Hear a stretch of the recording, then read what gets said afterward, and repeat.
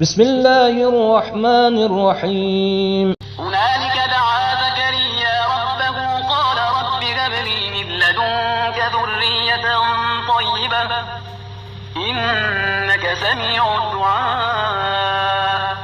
فنادته الملائكة وهو قائم يصلي في المحراب أن الله يبشرك بيحيى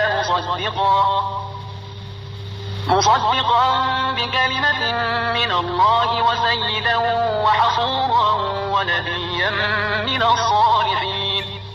قال رب أنى يكون لي غلام وقد بلغني الكبر وامرأتي عاقر. قال كذلك الله يفعل ما يشاء. قال رب اجعلني آية. قال آيتك ألا تكلم الناس 3 أيام إلا رمزا. واذكر ربك كثيرا وسبح بالعشي والإبكار. وإذ قالت الملائكة يا مريم إن الله اصطفاك وطهرك واصطفاك على نساء العالمين.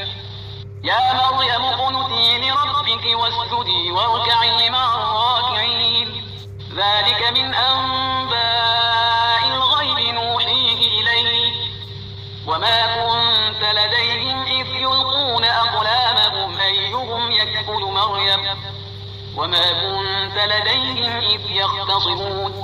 إذ قالت الملائكة يا مريم إن الله يبشرك بكلمة منه اسمه المسيح عيسى ابن مريم وجيها في الدنيا والآخرة ومن المقربين. صدق الله العلي العظيم.